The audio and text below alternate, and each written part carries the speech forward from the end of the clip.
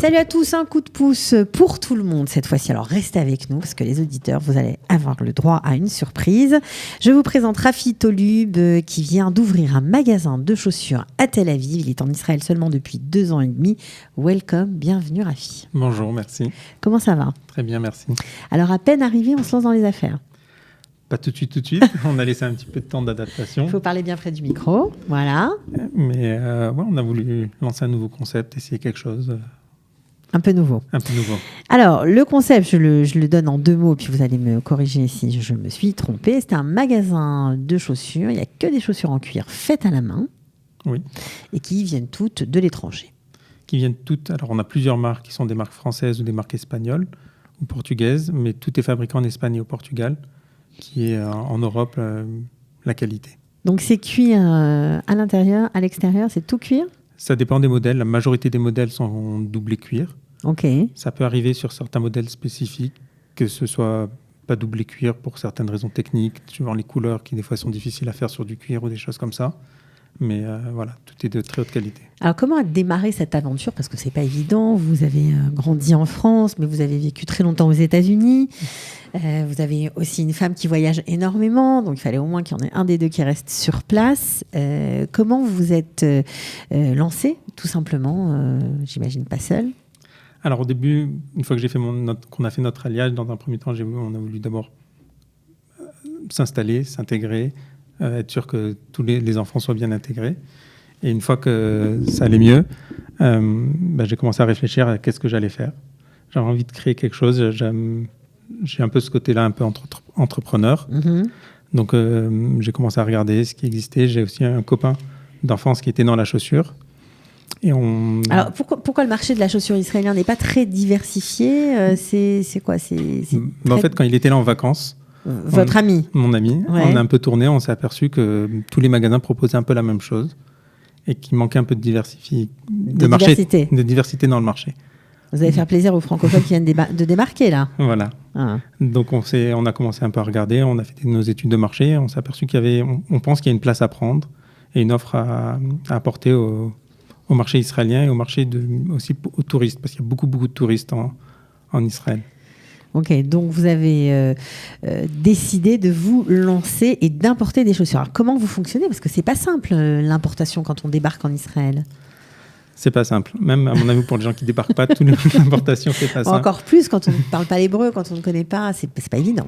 Non, c'est pas évident. Donc en fait, ce qu'on a fait, lui il est en France, il a sa propre marque et il fabrique aussi pour d'autres marques du prêt-à-porter.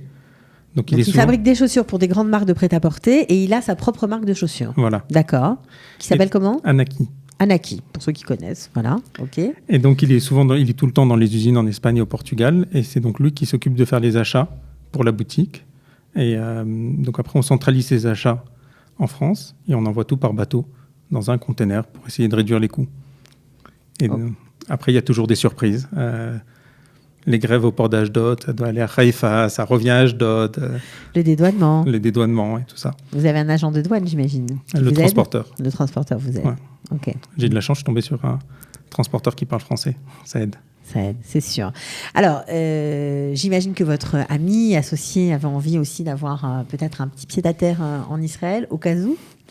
Je ne sais pas si c'est au cas où. Après, oui. Ça fait toujours plaisir. Ça fait toujours plaisir. Mais voilà, l'objectif, c'était aussi... lui, il est dans la production. C'était aussi de voir un peu, de se rapprocher du client. D'être plus près du client pour pouvoir avoir un retour aussi. Sur les modèles.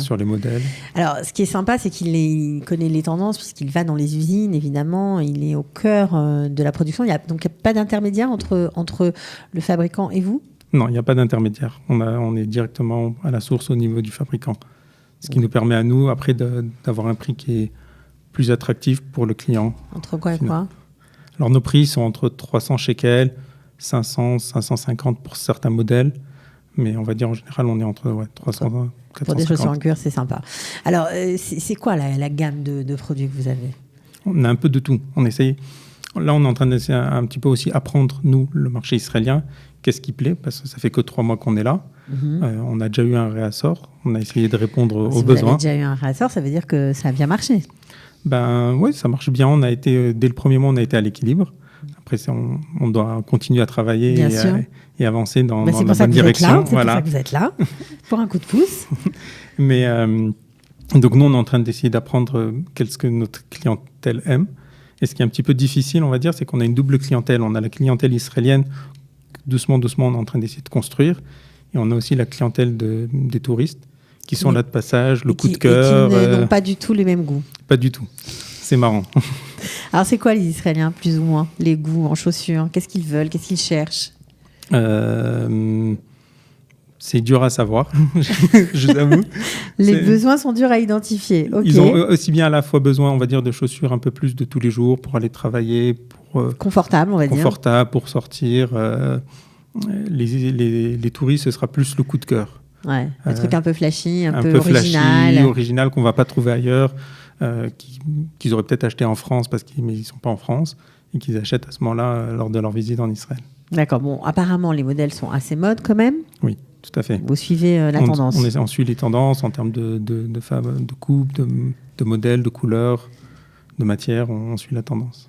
D'accord. Alors, maintenant, la question que je pose toujours quand on parle de chaussures. Vous savez qu'il y a une garantie sur les chaussures en Israël. On peut revenir avec sa chaussure déchirée au bout de 3 mois. Ça paraît un peu fou quand on vient d'Europe, mais est-ce que vous avez eu le cas et qu'est-ce que vous faites dans ce cas-là? Alors, 3 mois, on a ouvert il y a 3 mois, donc on n'a pas eu de retour de plus de 3 mois encore. Mais en fait, nous, on essaie aussi de proposer un service à la française, c'est-à-dire vraiment de recevoir le client et de le s'occuper de lui jusqu'au bout. C'est-à-dire qu'on ne va pas l'abandonner si sa chaussure, il y a eu un problème, que ce soit... La semelle s'est décollée. La semelle s'est décollée, déchirure du cuir. Alors, suivant si on peut réparer ou pas réparer, on répare, on remplace, on fait un avoir. Dans certains cas, on rembourse, ça nous est déjà arrivé.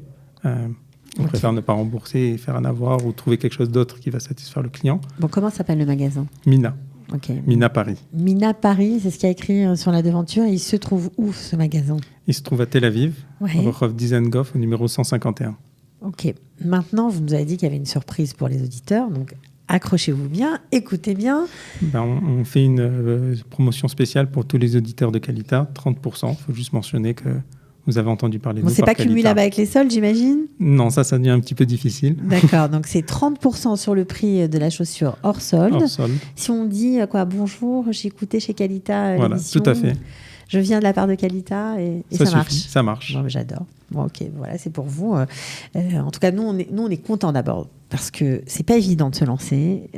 C'est courageux. Merci. C'est super parce que vous n'avez pas perdu de temps. Non, mais c'est vrai parce que parfois on peut arriver, dépenser ses économies et puis rater le train de l'entrepreneuriat. C'est dommage. Donc là, vous êtes en plein dedans. Nous, on est contents de vous aider. On espère que vous allez ouvrir peut-être d'autres magasins dans d'autres villes. C'est l'objet. Là, on essaie d'abord de tester notre concept, de vraiment voir quels sont les modèles qui marchent, qu'est-ce qui ne marche pas, qu'est-ce qui plaît aux clients, quelle formule. Mais si ça fonctionne sur Tel Aviv, c'est peut-être la suite. L'objectif, oui, ce serait d'essayer d'en ouvrir dans d'autres villes pour satisfaire les clients un peu partout en Israël. Ok. Et voilà. Alors ça, c'est déjà chouette de vous aider pour ça. Et puis nous, Merci. On est contents d'aider ceux qui nous écoutent. Si vous aimez les chaussures en cuir, si vous aimez la diversité, un peu de changement, allez-y. Voilà, je vous donne l'adresse. C'est 151 Dizengoff, Tel Aviv. On peut vous suivre sur Instagram et Facebook. Ouais. Minashoes.Tel Aviv, c'est ça? Mina.shoes.Tel Aviv. Alors, pardon, on répète, mina.shoes.Tel Aviv, c'est la page Facebook, c'est la page Instagram. On vous souhaite de réussir. Merci beaucoup. De vendre plein de chaussures. Merci. À très bientôt, en tout cas. Merci beaucoup. Ciao. Au revoir. Bye.